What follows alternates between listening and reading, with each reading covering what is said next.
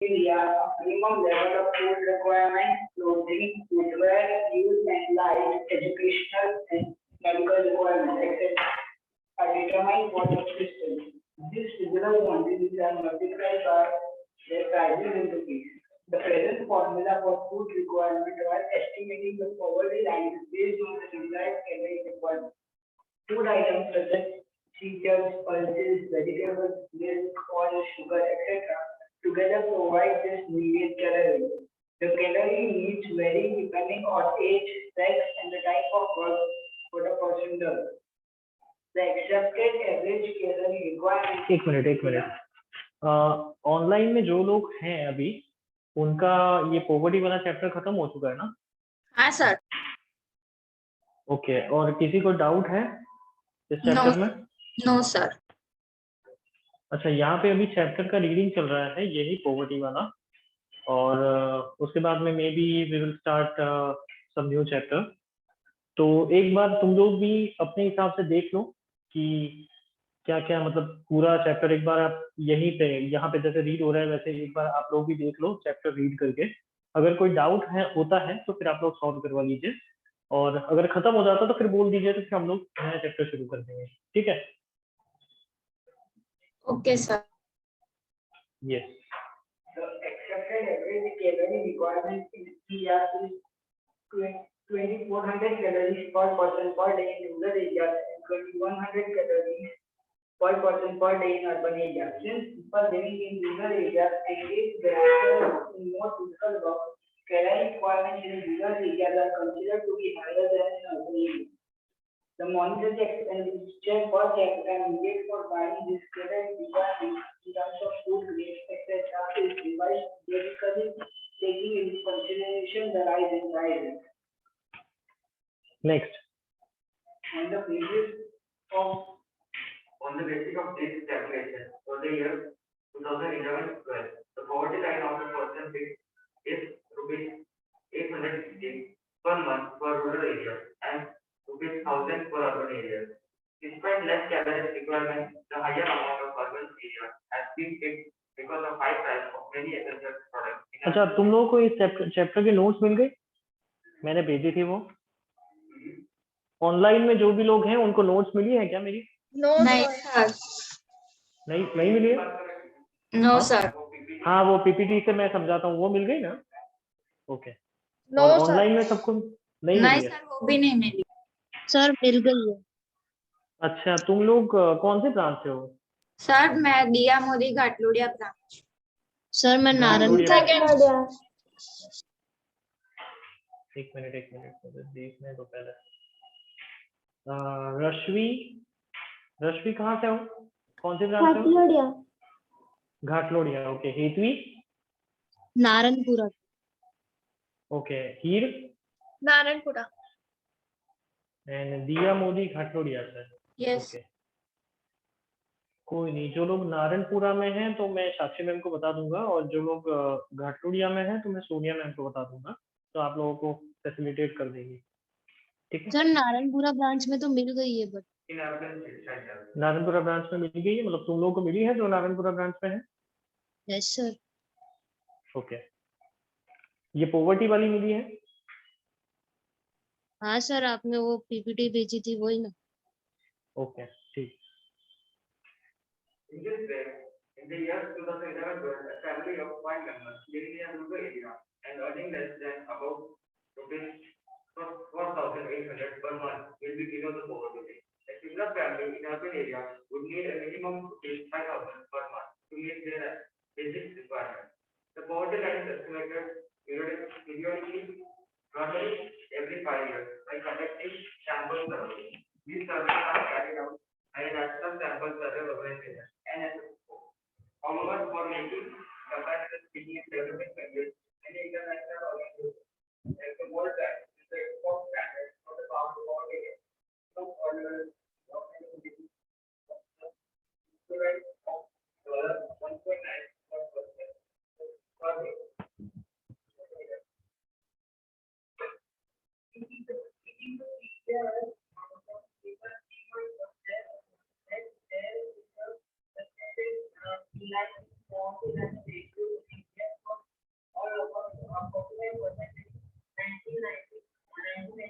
1994 to 77.2%.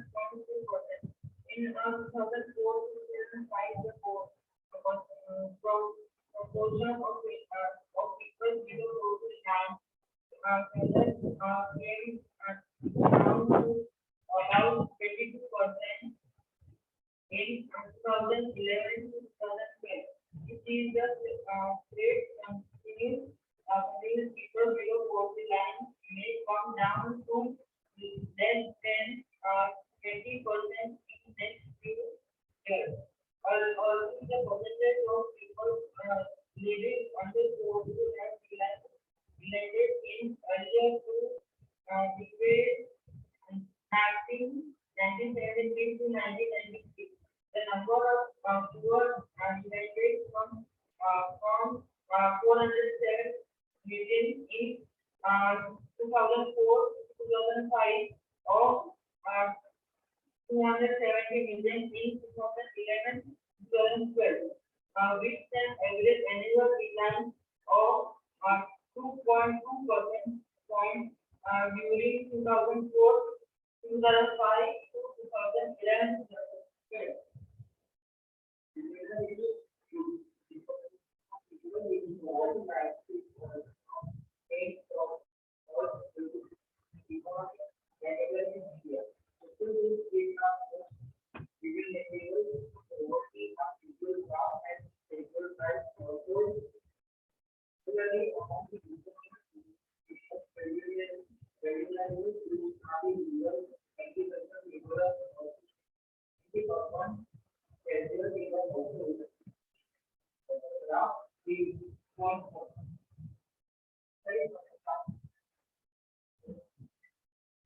नहीं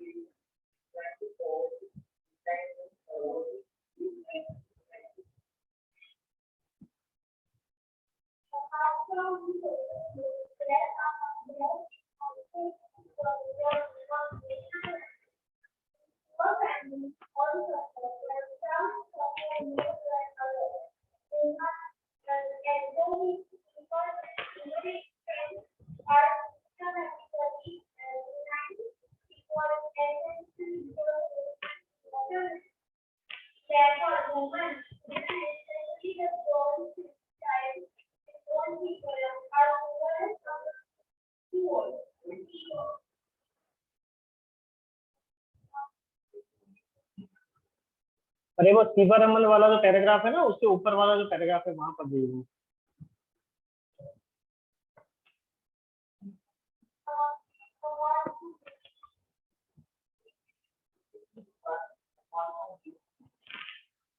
ये वाला हाँ, सीबारमन वाला नहीं पढ़ना, उसके बाद में इंटरस्टेट डिस्पैरिटी है ना वहां पर।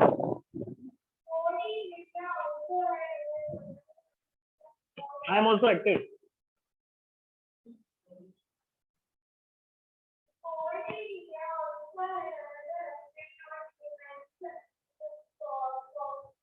Proportion.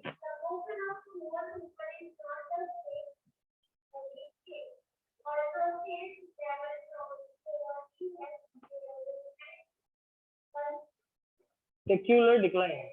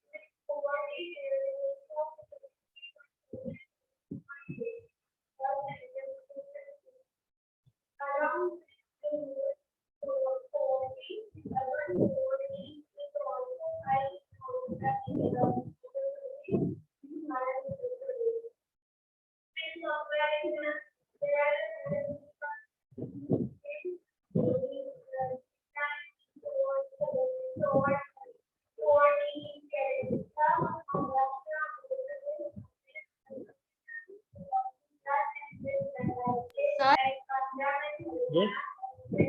Social exclusion means social exclusion का मतलब ये होता है कि जितने भी पुअर पीपल्स होते हैं वो सारे पुअर पीपल्स जो है उनको इक्वालिटी नहीं मिलती, उनके साथ इक्वालिटी नहीं मिलती। जैसे कि पब्लिक प्लेसेस है, पब्लिक गार्डन है, फिर उस तरह से मतलब कोई भी पब्लिक प्लेस है, रेस्टोरेंट्स है, तो वहाँ पे इन लोगों को मतलब कि बॉयकॉट किया जाता है। अगर कपड़े अच्छे नहीं पहने हैं तो उनको अलाउ नहीं किया जाता है। तो ये सारी चीजें जो है इसको क्या बोलते हैं, social exclusion. Apart from this दूसरी भी कई सारी ऐसी मेथड्स है जहाँ पे जैसे कि पानी, जब कोई ऐसा एरिया है जहाँ पे पानी की शॉर्टेज, तो पानी की शॉर्टेज है तो वाटर टैंक मंगवाते हैं। तो वाटर टैंक जब मंगवाते हैं तो उस टाइम पे उनको ज्यादातर पानी भरने नहीं दिया जाता है, सब लोग पहले भर देते हैं। और इस टाइप का मतलब जो कास्ट सिस्टम पहले जो प्रिवेल होता था एंशिएंट टाइम्स में, वही कास्ट सिस्टम जो है वो अभी भी कहीं कहीं कुछ रीजन्स में, इंडिया के कुछ रीजन्स में अभी भी फॉलो हो रहा है। तो this is the concept of social exclusion. Social मतलब समाज और एक्सक्लूजन मतलब कि वहां से हटाना उनको। तो समाज में से उन लोगों को मतलब जो लोग पुअर है और शहरी एरियाज में रहते हैं, कम एरियाज में रहते हैं, उनकी इतनी वैल्यू नहीं होती है और जिसकी वजह से उनको वहां से हटाया जाता है, समाज में से ही उनको धिक्कारा जाता है। तो जो धिक्कार सहन करते हैं वही सोशल एक्सक्लूजन होता है। okay.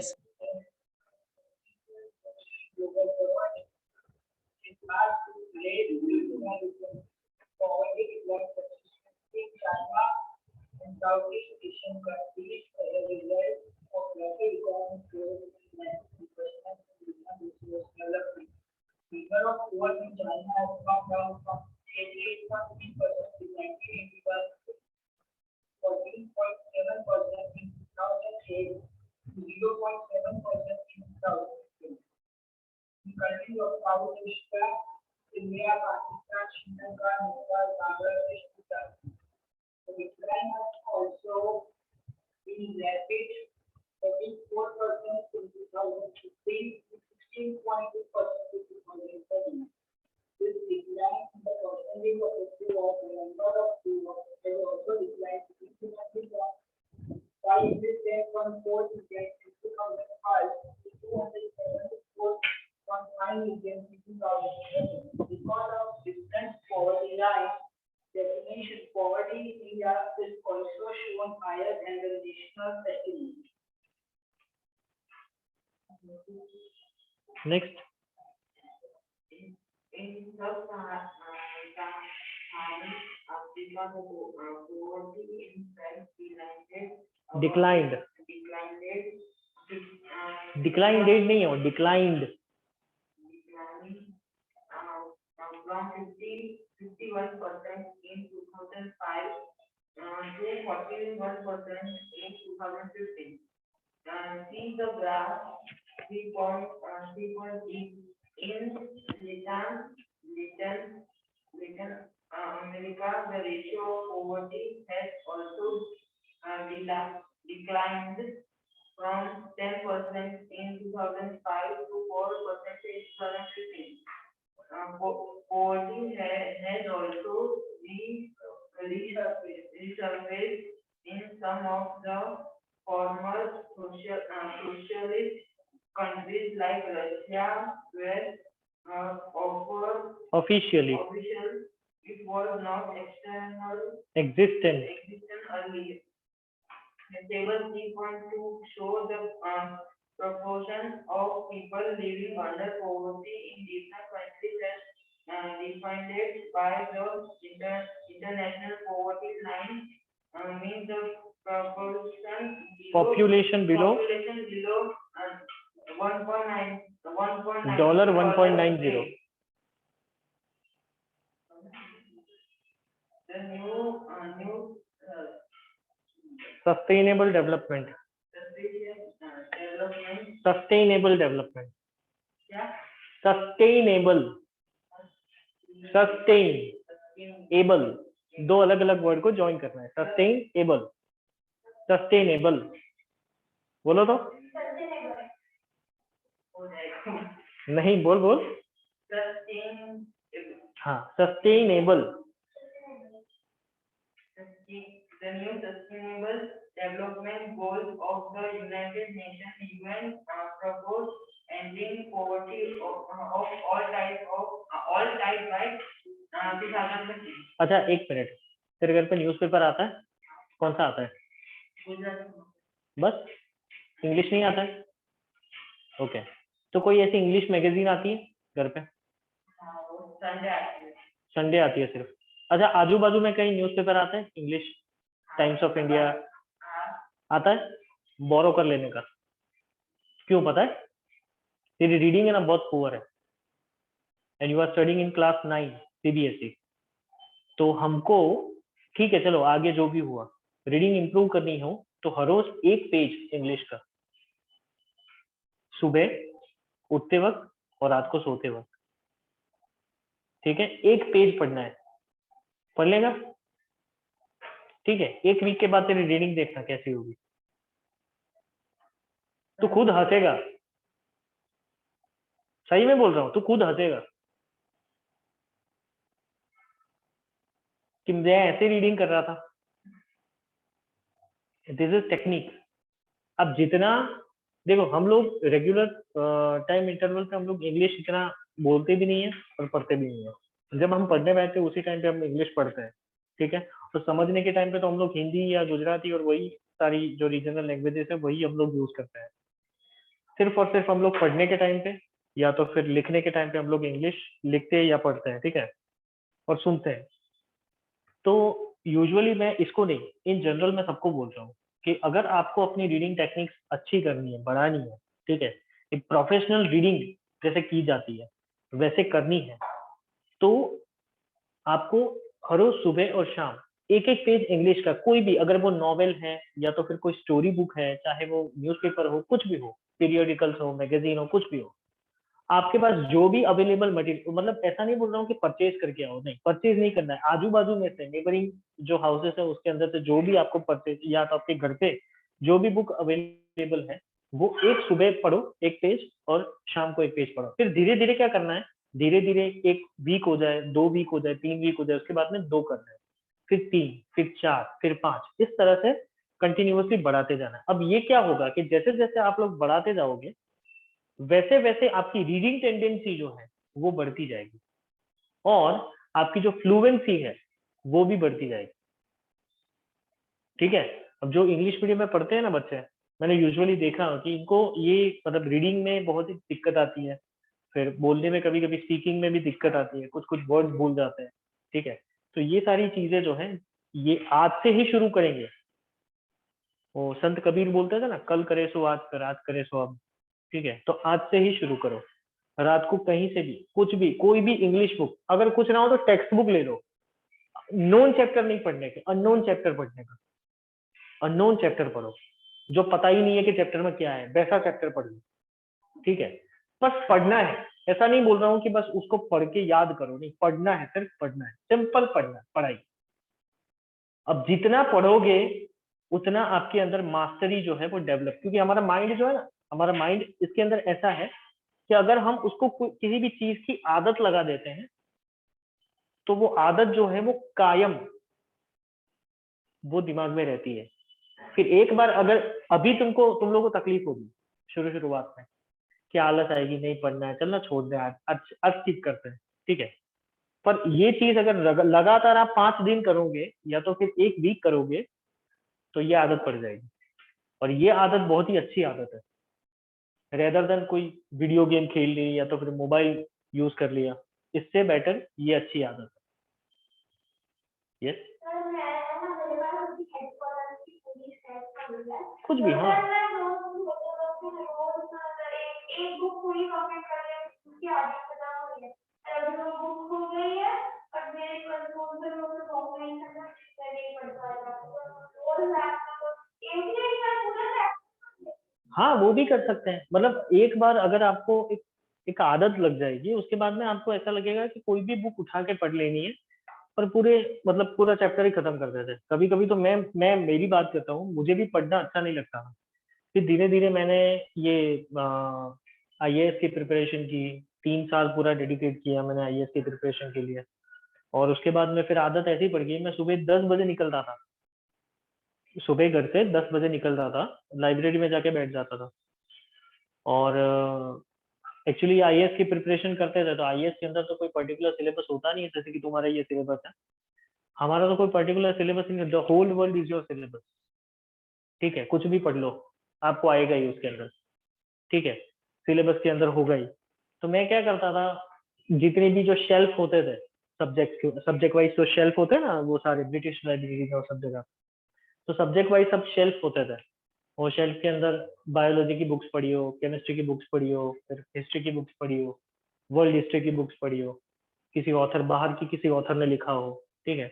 तो कोई भी ऐसे रैंडमली ऐसे कोई बुक उठा लेता था और बैठ जाता था।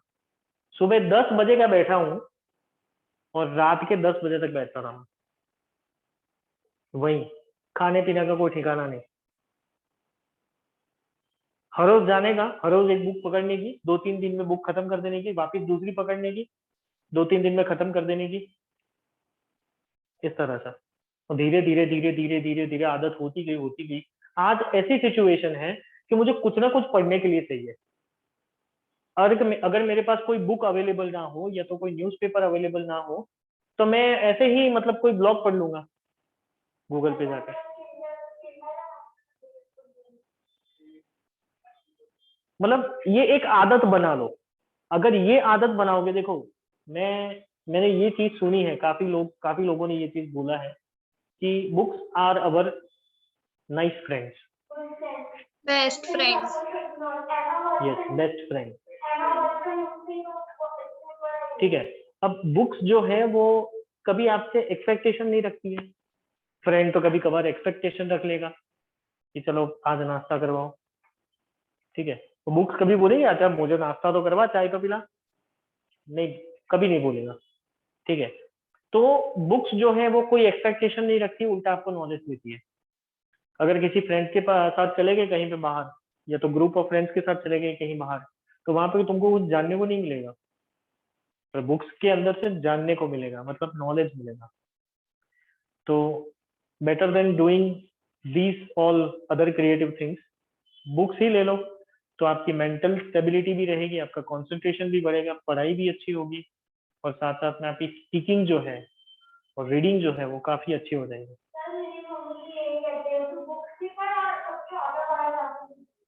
यस, एग्जैक्टली, मैंने काफी सारे लोगों की ऑटोबायोग्राफी पढ़ी है। हिटलर, एडोल्फ हिटलर, तुमको 3rd चैप्टर है Nazi. Yes sir, 3rd chapter. Yes, Nazi, Nazi party, उसकी, वो जो हिटलर था उसकी ऑटोबायोग्राफी है, मेन कैंप, वो मैंने पढ़ी हुई है। यस, मेन कैंप, उसकी ऑटोबायोग्राफी वो पढ़ी है मैंने। फिर अपने ये कौन से, APJ Abdul Kalam, wings of fire, हाँ, विंग्स ऑफ फायर है। फिर जवाहरलाल नेहरू की है डिस्कवरी ऑफ इंडिया, वो पढ़ी है। फिर my experiments with truth, Mahatma Gandhi, वो पढ़ी है मैंने। वो तो पता है कितनी बार पढ़ी? 35 बार पढ़ी है। सर हम आईएएस पी रही है। नहीं, मैं 4 मार्क के लिए रह गया था मेंस में, ओनली फॉर 4 मार्क्स। पर उसके अलावा मैंने काफी मतलब 50 से ज्यादा कॉम्पिटिटिव एग्जाम दी है। मैं इंडियन नेवी में से वापस आया हूँ। एक्चुअली मैं साइंस का स्टूडेंट। आपको क्या करना? सर एजुकेशन टीचर नहीं बन सकते। सर आप इंडियन नहीं, नेवी नहीं। में थे? यस, मैं इंडियन नेवी में जाके 2-3 महीना काम करके वापस आ गया था। सर मुझे क्यों सर? मुझे जब मैंने 12th साइंस क्लियर किया उस टाइम पे आई हैड ए ड्रीम कि मुझे पायलट बनना है, नेवी का पायलट बनना है। और फिर बस उसके लिए मैंने national defence academy, naval academy की प्रिपरेशन शुरू की आफ्टर 12th साइंस। और actually I am a science student. मैं तो बाद में मैंने आर्ट्स किया। फिर पढ़ा मैंने नेशनल डिफेंस एकेडमी की, नेवल एकेडमी की एग्जाम दी। और नेवल एकेडमी में मतलब ये जो एग्जाम है वो बहुत ही टफ होती है। तो गुजरात के अंदर काफी सारे बच्चे देते हैं पर पास आउट नहीं होते। गुजरात का मैं सबसे पहला बंदा था, मतलब पहला लड़का था। पेपर में भी नाम आया था मेरा कि I have cleared the national defence academy, naval academy. मतलब this this is the time period between 2005 और 6 की बात है। 5 और 6 में मैंने जब 12th साइंस क्लियर किया उसके बाद में तुरंत मैंने 2006 एंड 7 में जो बैच होती है ना उसमें मैंने क्लियर किया था। और उसके बाद में फिर विशाखापट्टनम पोर्ट पे मेरी पोस्टिंग हुई थी। और लेफ्टिनेंट जनरल जनरल करके। और उसके बाद में फिर 2 महीने वहां पे गया ट्रेनिंग के लिए। मुझे यहाँ पे भेजा गया था, ये पोरबंदर पोरबंदर पोर्ट पे भेजा गया था। फिर 2 महीने ट्रेनिंग ली। उसके बाद में मतलब 1 महीना ट्रेनिंग ली वहां पे, फिर 1 महीना विशाखापट्टनम पोर्ट पे गया। पर उसी टाइम पे मेरे घर से बुलावा आ गया कि वापस आ जाओ। तो मैं घर पे आया। एक्चुअली मेरे पापा जो है वो बहुत ही कम उम्र में, मेरी बहुत कम उम्र थी, आई थिंक सो 1 साल का था मैं तब से मेरे फादर जो है वो उनकी डेथ हो गई है। तो मेरी मम्मी अकेली ही थी। तो उसका भी थोड़ा ध्यान आया। और घर पे आए तो फिर मेरे जितने भी बड़े जो लोग थे, मेरे नाना वाना, उन लोगों ने ऐसा बोला कि नहीं, वहां पे नहीं जाना है। क्योंकि वहां पे जो लोग मतलब उनकी ऐसी मेंटालिटी, जो ओल्ड एज के होते हैं ना, एल्डरली पीपल्स होते हैं, उनकी ऐसी मेंटालिटी होती है कि घर का एक लड़का है और ऐसे ही कोई फोर्स में चला जाएगा तो फिर आफ्टर ऑल अगर अगर उसकी डेथ हो गई तो फिर यहाँ पे घर पे कौन देखेगा। तो ये मेंटालिटी के चलते फिर मैंने आई क्विट। सर मुझे ना 2 चीज बनाया था कि एंटी कार्ड वाले पर सर मैंने सब अभी एंटी कार्ड वाले को सर्च किया तो कोई आता ही नहीं था। जैसे मैंने कुछ नहीं किया। तो मतलब काफी सारे पड़ाव क्लियर किए मैंने। फिर अगर चलो मान लो नेवी नहीं हो पाया तो फिर मैंने सोचा चलो आईएएस बनते हैं। पर आईएएस की एग्जाम दी तो वो क्या होता है, लक होता है ना, किसी आदमी का लक होता है, वो डिफाइन होता है। डेस्टिनी आपकी फिक्स होती है कि आपको यहीं आना है, ठीक है। तो डेस्टिनी मेरी फिक्स थी कि मुझे टीचर ही बनना है, मुझे आईएएस नहीं बनना है, मुझे नेवी का पायलट नहीं बनना है, कि कुछ नहीं बनना है। पर मेरी डेस्टिनी फिक्स थी कि मुझे टीचर ही बनना है। तो कुछ भी कर लिया, आफ्टर ऑल टीचर ही बना। नॉलेज गेन कर लिया इतना सारा। अब सोचा कि नहीं, नॉलेज गेन करने से बढ़ेगा नहीं, शेयर करने से बढ़ेगा। तो फिर मैंने टीचिंग शुरू किया। और टीचिंग आज देखो तुम्हारे सामने हूँ, तुम लोगों को पढ़ा रहा हूँ और इसी में मजा आ रही है मुझे। बाकी कोई काम में मजा नहीं आती, पर हाँ टीचिंग में बहुत मजा आती है।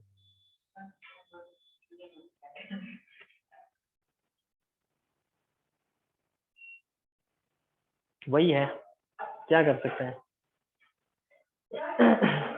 एक्चुअली मुझे ना मुझे पहले कुछ नहीं क्लास करना मुझको उससे पहले मतलब तो मुझे पता है कि मैंने बहुत सारे क्लास किए थे तो मुझे क्या है 2 क्वेश्चन किया अभी नहीं करना कंधा आता है तो मतलब मैंने तो देखा कि एंटी नार्कोटिक्स है ये जो वो सब जो जाते हैं वैसे जिसको पकड़ते हैं तो मैं मुझे उसमें इंटरेस्ट था पर अभी कुछ दिखा मिलता ही नहीं यूट्यूब पर सर्च किया गूगल पर सर्च किया कुछ नहीं इसलिए मैंने अब छोड़ दिया।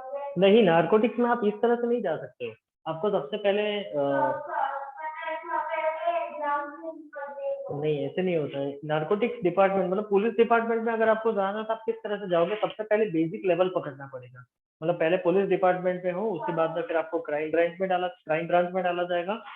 फिर उसके बाद में आपको एक स्पेशल इन्वेस्टिगेशन टीम के तौर से काम करना पड़ेगा, उसके बाद में फिर आपको नार्कोटिक्स में जाना पड़ेगा। मतलब ये पड़ाव है, काफी सारे पड़ाव है, ये सीढ़ियां हैं। जैसे सीढ़ी एक के बाद चढ़ के, मतलब एक सीढ़ी चढ़ी, दो सीढ़ी चढ़ी, तीसरी चढ़ी, उसके बाद में फर्स्ट फ्लोर पे जाते हो। तो यही है, यही जो सीढ़ियां हैं वो इस डिपार्टमेंट में है। मेरे भाई ने मुझे सबका नॉलेज होना चाहिए, वर्ल्ड अफेयर या वो सब, इसलिए जाना पड़ता है। वही, और जो भी चीज आप लोग पढ़ो तो वो फुल्ली कॉन्सेंट्रेशन के साथ पढ़ो। ऐसा नहीं बस पढ़ने की खातिर पढ़ लिया, बस खत्म कर दिया, एग्जाम आ रही है एग्जाम के लिए पढ़िया, एग्जाम ओरिएंटेड स्टडी, ये मत करो। क्योंकि जो लोग एग्जाम ओरिएंटेड स्टडीज करते हैं उनको, सपोज आज आप लोग 9th में हो, आपने एग्जाम ओरिएंटेड स्टडी कर ली, एग्जाम दे दी, बस खत्म कर दी, और आप बाद में 10th में चले गए, और कुछ ऐसे टॉपिक्स आते हैं 10th में जो हमें 9th की कुछ चीजें याद दिलाती है, 9th के कुछ टॉपिक्स याद दिलाते हैं, कुछ सब्जेक्ट्स में आते हैं। तो उस टाइम पे क्या करोगे, क्योंकि आपने तो एग्जाम ओरिएंटेड स्टडी किया हुआ है, आपको तो याद ही नहीं है। तो ऐसे टाइम पे आप वापस वो लेके बैठना पड़ेगा। उससे अच्छा है कि ऐसी स्टडी करो कि जिंदगी भर तुम ना भूलो, सर, डाइजेस्ट कर लो। यस, इंडियन आर्मी की कैसी सीढ़ियां हैं, जैसे आपने आईएएस की बताई वैसी? इंडियन आर्मी के लिए तो सबसे पहले बेसिक लेवल जो होता है वो फील्ड ऑफिसर्स होते हैं, मतलब कि जो लोग फील्ड पे काम करते हैं। उसके बाद में फिर धीरे धीरे आप लेवल चढ़ते जाओगे। आप पहले एक तो सिर्फ नॉर्मल सोल्जर हो गए, सोल्जर के बाद फिर आप मेजर बनोगे, मेजर के बाद आप फिर ब्रिगेडियर बनोगे, ब्रिगेडियर के बाद फिर आप ऑल इंडिया जनरल मेजर बनोगे। ठीक है, तो इस तरह से ये सारे पड़ाव होते हैं। वो धीरे धीरे जैसे जैसे आपको एक्सपीरियंस होता जाएगा, जैसे जैसे आप मतलब कि इंटर डिपार्टमेंटल एग्जाम क्लियर करते जाओगे, जैसे जैसे वैसे वैसे आगे बढ़ते जाओगे। उसमें भी ऐसा है, उसी तरह एयरफोर्स में भी है, उसी तरह नेवी में भी है। पहले सेलर की पोस्ट होती है, पर कुछ कुछ ऐसी एग्जाम्स होती है जो डायरेक्ट पोस्टिंग होती है। जैसे कि मैंने national defence academy, Naval academy की दी थी, तो मैंने डायरेक्ट लेफ्टिनेंट की पोस्ट ली थी, मतलब दी गई थी मुझे। तो उस तरह से कुछ ऐसी पोस्टिंग होती है और जो डायरेक्ट पोस्टिंग वहां होती है, मतलब एक ऑफिसर बन गया। हाँ, तो वाइट पूरा नहीं, उस टाइम पे तो इतना कुछ था नहीं ना, मोबाइल भी नहीं था उस टाइम पे तो मेरे पास, क्योंकि स्टडीज में ही होते हैं तो फिर मोबाइल की क्या जरूरत।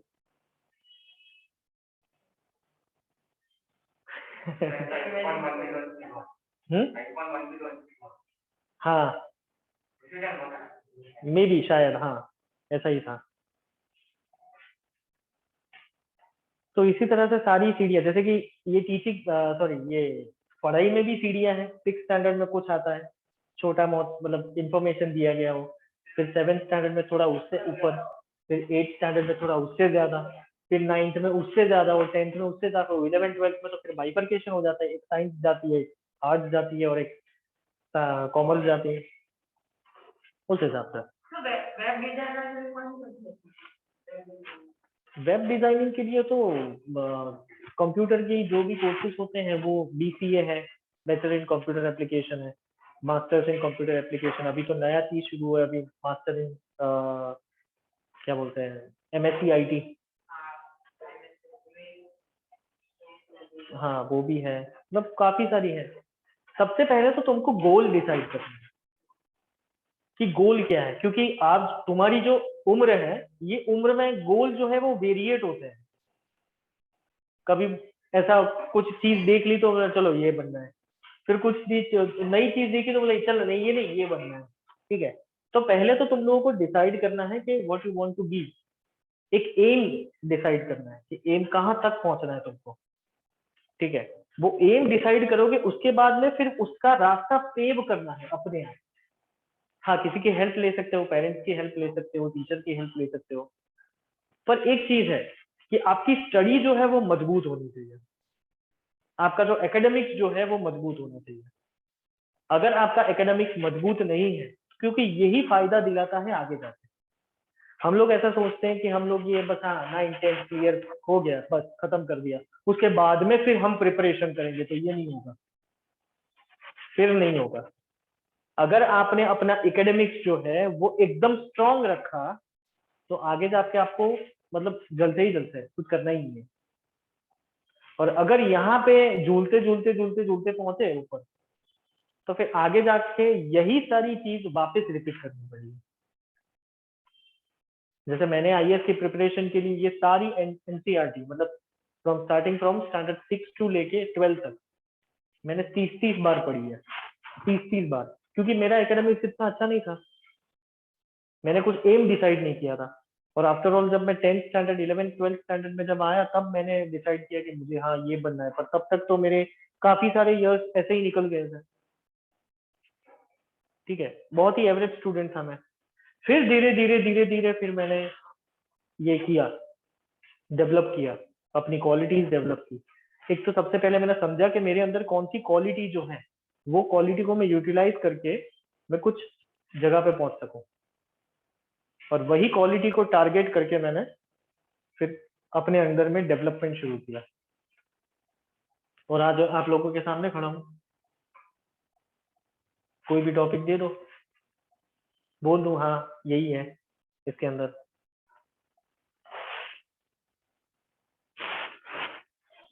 तो आफ्टर ऑल मैं यही चीज कहना चाहता हूँ कि आपका जो स्टडीज है वो स्टडीज इस तरह से करो कि आपको फ्यूचर में ये काम लगने वाला है।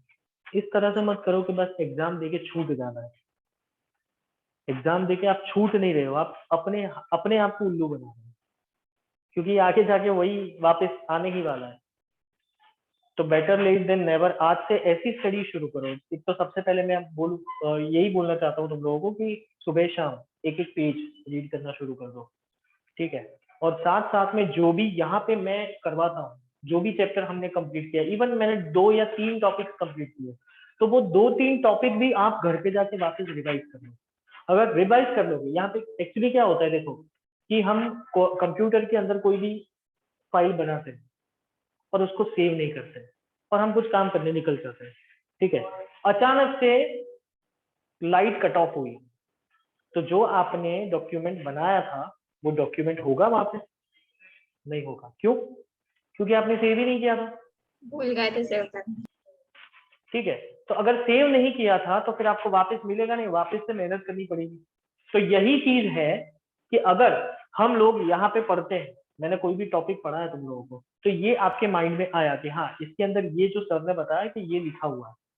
अब वही चीज अगर आप घर पे जाते हो और वो वापस से पढ़ते हो, ठीक है, रिवाइज करते हो, तो वो आपने आपके दिमाग में सेव कर लिया है, वो आपने अपने हिसाब से आपने पढ़ा है, तो आपने घर पे जाके वो अपने दिमाग में सेव कर लिया कि हाँ ये चीज सर ने पढ़ाई थी, वो मैंने पढ़ ली और ये यहाँ पे सेव हो गई। अब जब कभी भी तुमको वही चैप्टर, पर्टिकुलर चैप्टर की तुमको टेस्ट देनी होगी, तो तुमको 1 या 2 बार रिवाइज ही करना पड़ेगा, क्योंकि आपने ऑलरेडी ये समझ लिया है और आपने दिमाग में सेव कर लिया है। अब सिर्फ आपको क्या करना है, क्वेश्चन के आंसर्स निकालने हैं। तो वो तो कुछ भी करके हम लोग निकाल सकते हैं। पढ़ते हैं, एक क्वेश्चन का फॉर्मेटिंग देख लेंगे, ठीक है, कौन सा क्वेश्चन है और उसके हिसाब से कौन से आंसर में क्या क्या क्या लिखना है, अकॉर्डिंग टू क्वेश्चन क्या क्या चीज की जरूरत है, तो वही हमको लिखना है। ठीक है, तो ये हो जाएगा। उसके बाद में मतलब सेविंग कैपेसिटी हमारी बहुत ही अच्छी है, क्योंकि हम लोग ने ही कंप्यूटर को बनाया है। ठीक है, ऐसा तो नहीं है कंप्यूटर ने हमको बनाया, नहीं, हम लोग ने कंप्यूटर को बनाया। मतलब अगर हम कंप्यूटर के अंदर इतनी अच्छी प्रोग्रामिंग कर सकते हैं तो हम हमारे माइंड के अंदर कितनी अच्छी प्रोग्रामिंग कर सकते हैं। ठीक है, तो सबसे पहले ये करना है कि मैंने जो भी चीज आपको यहाँ पे समझाई, तो घर पे जाके पूरा रिवाइज कर लो, तो वो दिमाग में सेव हो जाएगा। ठीक है, अब तुमको एग्जाम ओरिएंटेड स्टडी करने की जरूरत ही नहीं पड़ेगी। यूजुअली लोग क्या करते हैं, बच्चे क्या करते हैं कि यहाँ पे समझ लिया, चैप्टर खत्म हो गया, हाँ सर ने चैप्टर खत्म करवा दिया, अब उसको साइड में रख दो। ठीक है, अब कब खुलेगा वो चैप्टर? जब तुम लोगों की उस पर्टिकुलर चैप्टर की एग्जाम होगी तब। अब तब तक कितना गैप हो गया, सेव रहेगा। जैसे वही हुआ ना कि कंप्यूटर के अंदर मैंने डॉक्यूमेंट बनाया और डॉक्यूमेंट को ऐसे ही सेव करे बिना छोड़ के चला गया। ठीक है, अब 2 घंटे 3 घंटे 1 दिन 4 दिन के बाद में वापिस आया तो पता चला वो डॉक्यूमेंट ऑटोमेटिकली गायब हो गया है। कैसे? क्योंकि मैंने सेव ही नहीं किया था, फिर से बनाना पड़ेगा। तो वो फिर से इतनी मेहनत करो उससे अच्छा उसी टाइम पे सेव कर लो। सर मैंने वो डिसाइड कर लिया, वो 10th में एक 10th के बाद एक बुक लेंगे, 11th या 12th के स्टार्टिंग या मिडल में आइलेट्स की प्रिपरेशन करने की है। फिर जब आइलेट्स का वो सर्टिफिकेट आ जाएगा ना, मतलब जो भी है, फिर वो कंप्यूटर के कोर्स, मतलब जो वेब डिजाइनिंग के जावा के लिए सब होता है ना कोर्स, वो यहाँ पे करके हमें कनाडा जाने का। Don't live in future, live in present. Future में जो होना, हाँ गोल फिक्स करो, बस सपने मत देखो फ्यूचर के। बस एक ही चीज है, अभी प्रेजेंट टाइम में क्या करना है मुझे, ठीक है। अच्छा, यहाँ पे ये चैप्टर मैंने यहाँ पे चलाया था, खत्म कर दिया हमने चैप्टर। इसमें से कितने लोग ऐसे हैं कि जिन्होंने घर पे जाकर रिवाइज किया था? आधी पढ़ा ना? कब हमने खत्म किया था? लास्ट टू लास्ट लेक्चर में खत्म किया था। नहीं ठीक सर, है, लास्ट 2 दिन लेक्चर हो में गए। खत्म किया।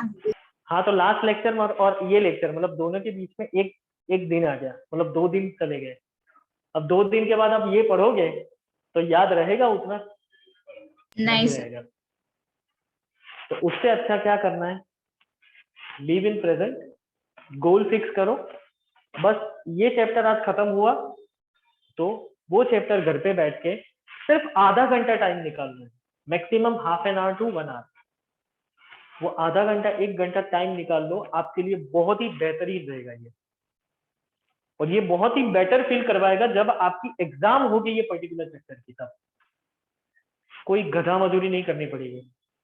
बस सिंपल एक चीज है, एक बार पढ़ लो, यहाँ पे चला दिया, खत्म कर दिया चैप्टर, घर पे गए एक बार पढ़ लिया, सेव कर लिया, ठीक है। उसके बाद में मैं तुम लोगों को बोलूं कि मैंने ऐसे ऐसे किस्से सुने हैं, इवन मेरे साथ भी ऐसा हुआ है कि एक बार कुछ चीज मैंने पढ़ ली हो और उसके बाद में जब हम लोग यूं माइंड बंद, आंख बंद करके बस एनालिसिस करो ना, तो कुछ लिखी हुई चीज जो हमने हो ना, जो मैं यूजुअली मैं ये करता हूँ कि मैं जब भी कुछ पढ़ता हूँ तो मैं लिखता रहता हूँ साथ में, कुछ ना कुछ शेप्स बनाऊंगा पढ़ने के लिए, या तो फिर चार्ट्स बनाऊंगा, फ्लो चार्ट्स बनाऊंगा। तो ये एक टेक्निक है याद रखने की। तो मैं मेरे हैंडराइटिंग से लिख रहा हूँ, मेरे हैंडराइटिंग से मैंने चार्ट बना दिया, ठीक है।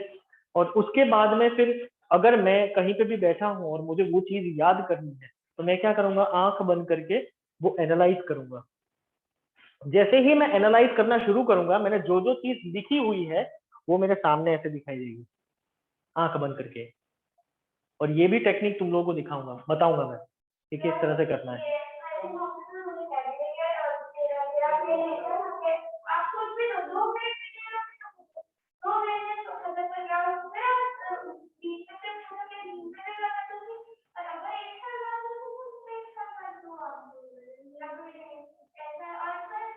नहीं, एक्चुअली ये होता है, ये सभी के अंदर ये कैपेबिलिटी होती है, पर कुछ में ज्यादा होती है, कुछ में कम होती है, कुछ में कल्बिनेट करनी पड़ती है, ठीक है, डेवलप करने में। सभी में जितने भी बच्चे हैं सभी में ये होती है, इटर्नल पावर होता है कि जिसको हम एक्टिवेट करना जरूरी मानते हैं, और एक्टिवेट करना होता है। ये एक्टिवेट कब होगा, जैसे कि मेडिटेशन करोगे, फिर एनालिसिस करोगे, ठीक है।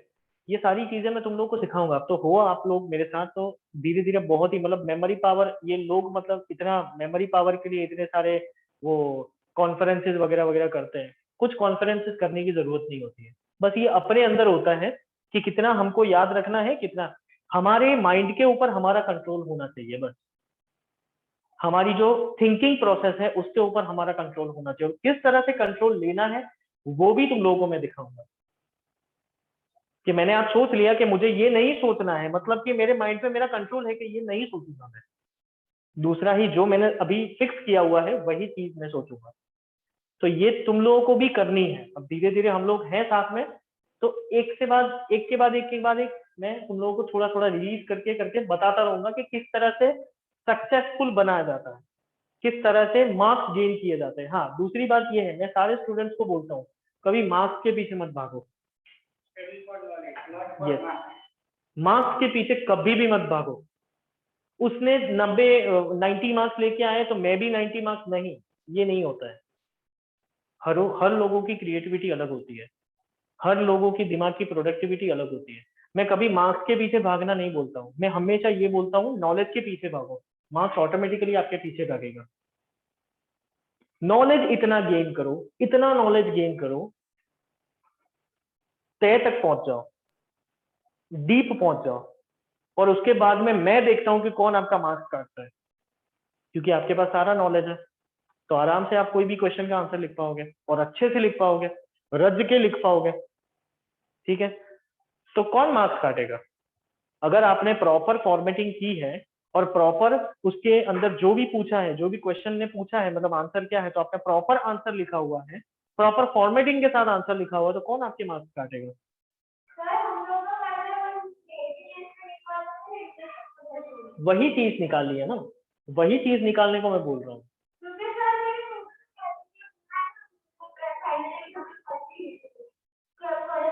और एक्चुअली क्या होता है कि ये लेजीनेस क्यों होती है? क्योंकि तुम लोग को पता नहीं चलता है कि इसमें क्या लिखा है। अब जब तुम लोग को पता नहीं चलेगा कि इसके अंदर क्या लिखा है, तो फिर तुम लोगों को कैसे मजा आएगा? पर इस तरह से पढ़ाया जाए कि ये चीज भी इंटरेस्टिंग लगने लगे, तब आएगी मजा। सर मैं ना मुझे खाना एकदम पढ़े बिना खाना एक में 55 आया और वो मेरा पहले तो पढ़े तो कितना आएगी। चलो बाय बाय, नेक्स्ट लेक्चर में मिलते हैं। Bye sir. Bye bye. Sir.